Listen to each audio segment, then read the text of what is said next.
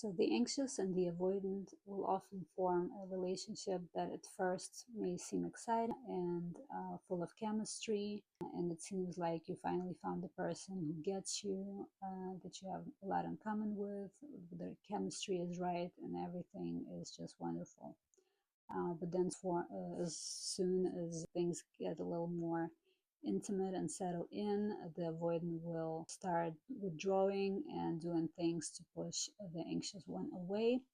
And the anxious one clings to the relationship because they inherently are afraid to lose a relationship, and they blame themselves if things don't work out.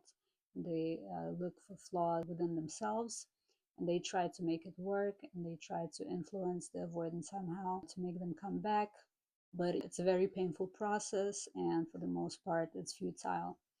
The avoidant has issues of their own that they have to deal with, and they will push the anxious one away the more the anxious one tries to keep them near. So, for the anxious person, it's important to try and let go. And letting go means that you are strong and that you are caring for yourself and for your interests, and that's what you should be doing. As an anxious one, you have to realize that your attachment patterns stem from some childhood behaviors or patterns that you adopted as a child in your childhood, and that makes you anxious about losing relationships and makes you feel like you are responsible for the relationships around you, and that it's something you have to do to make them work rather than the other people. But the truth is that probably someone treated you unfairly and didn't give you the love that you deserved. And that's why it caused you to develop this attachment pattern. So you have to look within yourself, find this inner child, and have to reason with yourself that you are worth love and attention, and that you don't deserve to be pushed aside and dismissed, and all those things that the avoidant does. And whatever issues they're having, it's not because of you. You're not at the center of it. It's not your fault. So you have to take yourself out of this equation, and you have to let it go and focus on yourself and realize your own power within yourself.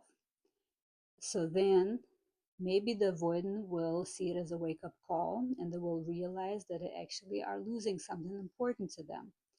Now, don't confuse it with those ego trips where people start calling you because you stopped calling them.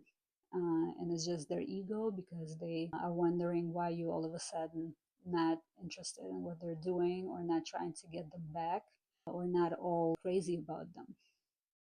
Often that will cause them to maybe see how you're doing, send you a text, but be very careful with that, because it might start the whole cycle all over again, the cycle of anxiety and pain and disappointment.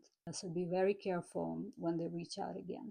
Of course, now and then they will realize their mistake and they will want to maybe change, maybe couples therapy, maybe they did some introspective themselves and work on themselves and try to overcome their abandonment issues. But more often than not, it's not like that. And you just have to realize that it's for the best if you just let it go, and heal yourself and make you feel better. Turn your own attention to yourself, to what feels good. Surround yourselves with friends and family who love you, where you don't have to be insecure, and maybe find partners that don't make you feel anxious. So while love can be exciting and butterflies and all, it shouldn't be a constant anxiety inducing situation. It's not right if it's like that, and you need to work through it if you constantly end up in this kind of cycles. It's not your fault. It's not me blaming anyone. I'm just describing a situation that I myself understand very well, being a person that I would say is the anxious type. And I did this. I sat with myself and I envisioned the inner child, and I talked myself into letting go of negative treatment from other people. And yes, it can work if you rationalize it, if you understand that you are not responsible for other people's behavior, and that it's not your fault when other people don't choose you. It's not nothing personal. It's not that you are not worth it. It's just not the person for you, and that's all. And the relationship dynamic is only very intense because there is conflict going on. I actually argue that a relationship that is not full of this negative dynamic is maybe less exciting, but it's also calm and not anxiety inducing.